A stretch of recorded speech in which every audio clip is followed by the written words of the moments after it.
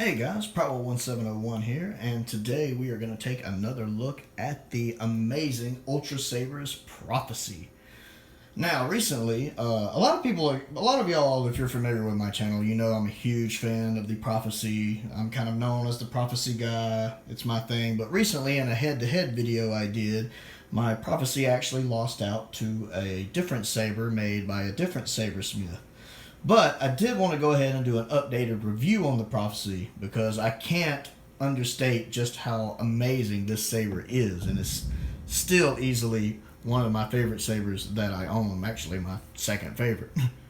And I do have two of the regular ones. The interesting thing about the Prophecy is there's two variants. There's the silver variant here, and then there is a black variant that is all black. Where is it? I'm going to have to over here somewhere. There it is. Aha. Right here, the Dark Prophecy. Now, we're not going to be looking at the Dark Prophecy today. I'll do a re-review on that at a later date, but I did want to mention that there was an option to buy a black variant of it.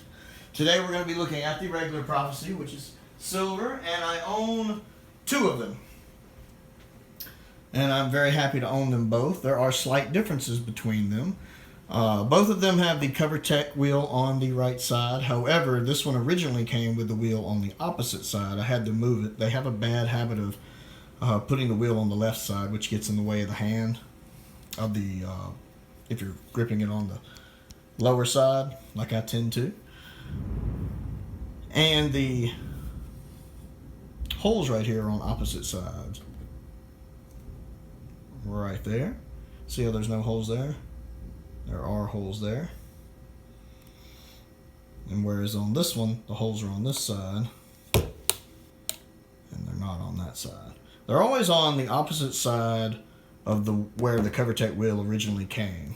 And on this one, the CoverTech wheel originally came on the left. This screw is in there to cover up that hole. I had it moved, but on this one, the CoverTech wheel originally came on the right, which is why there's no spot there. Anyway, just slight differences. Let's get into a look at the saber itself. We have a nice slanted emitter right here. I'm a huge fan of slanted emitters. Anyone who's watched my videos is very familiar with this. All the way back to the graphics itself, I've always loved a slanted or curved emitter right here, so that naturally appeals to me. We have these nice little screws right here, which give it a little personality, and also hide the retention screws, the two retention screws that hold the blade in right there. It's a good way to hide them. I don't know if the camera's picking it up. It is pouring down rain right now. You can hear it hitting the roof. And then right here we see where the hilt widens a little bit and then narrows here for a good choke point before widening again. And here's our raised activation switch, our AV switch, which this one is illuminated blue. And then it narrows again before widening. And we get a little detail here, whereas on the Graflex, there are plastic ridges right here. Since this is a lot more simplified, it's more based on Anakin's Episode 2 Attack of the Clones hilt. We just have these nice ridges right here with the CoverTech wheel. And then a very basic pommel with a speaker. There we go. Not the best look at that. The cool thing is about the pommel is that it is MHS compatible, so you can take the pommel off and put a different pommel on it, another pommel that's MHS compatible.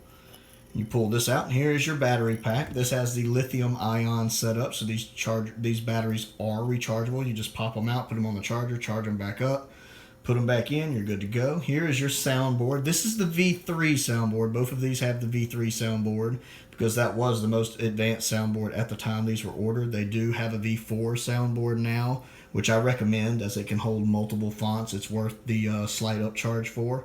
You can actually connect this to your computer with it's either a mini cable or a micro cable, I forget. The one end hooks up here, the other end is a USB port that hooks into your computer, and you can tinker with it there.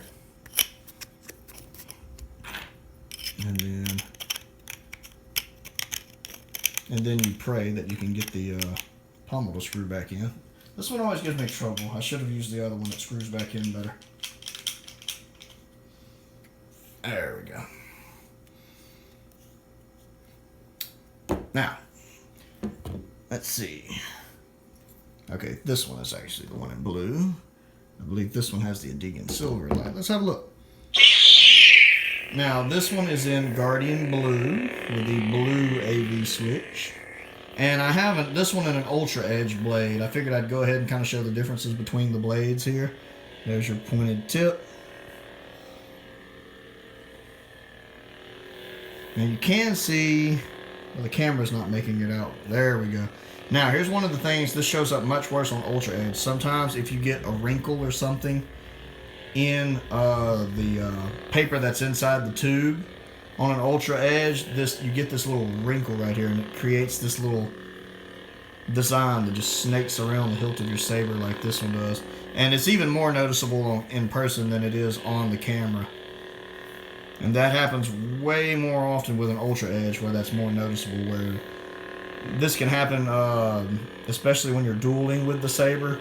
When it gets hit, somehow this part here just wrinkles up and creates that. It's one of the problems with an Ultra Edge blade, in my opinion. One of the reasons why I prefer the standard blade. Your Ultra Edge is your white blade like this.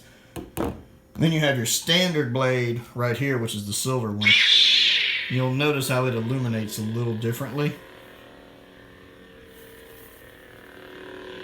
And even if this one had a wrinkle, so you can actually see a small wrinkle right here. And this one's actually showing up more on the camera than it is in person. It's a lot harder to see in person.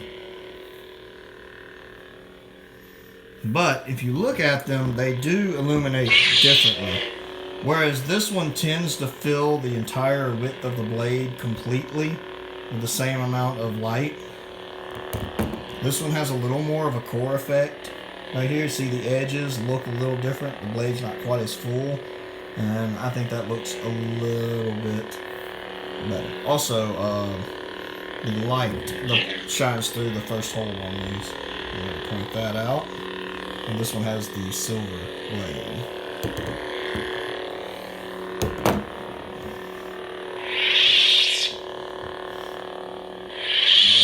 Pan this bad boy out a little bit.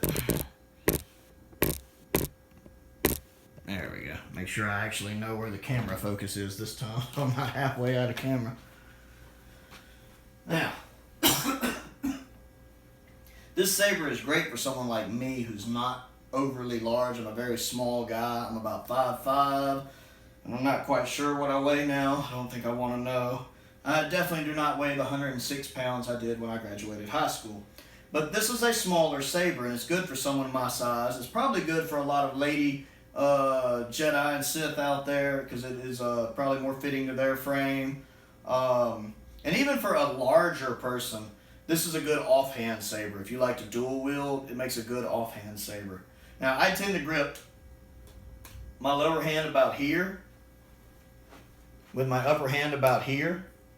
And that's actually a really comfortable grip for me. That's why the cover tape wheel has to be on this right side, because if it's on this left side, it's right in the way of my hand. And with it on the right side, it's completely out of the way. My index finger barely bumps it, so it's a perfect grip that I really like. And I can sit there and spin it for hours. Oh, got a couple more of these lights off. I have lights on everywhere.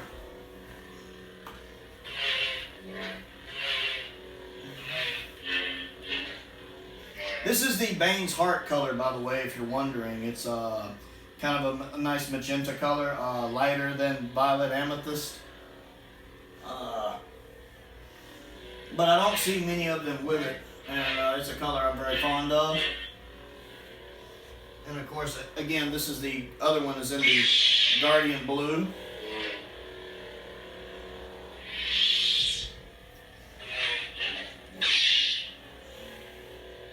Give you a good view of it.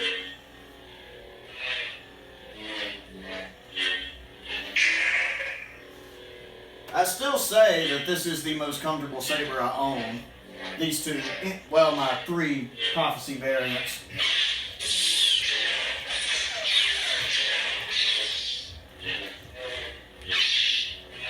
I think I'm far enough away, I won't hit the lampshade this time. But yeah, it's easy to use. It's, like I said, it's a little simplistic. I wish it had a little more color to it. I really wish they would bring the LE version that had a little bit of black on it back. and I really wish they would finally do a new V4 version of it. And kind of add a little more detail to it. But for what it is, it's a really good saber. And for someone that likes a smaller compact saber that I can wield easily when I'm dueling, this saber is perfect for that. So yeah, the Ultrasabers Prophecy, still an amazing hilt, still definitely my favorite Ultrasabers saber that I own, and definitely still worth the money that it costs. So yeah, I'm Probable1701. Click the like button, click the subscribe button. Don't forget to check out my other channel, Another Sci-Fi Guy, where I review other sci-fi related content like Doctor Who. I'm a huge Doctor Who fan. Star Trek, Babylon 5, all that fun stuff. And most importantly, as always, thank you for watching.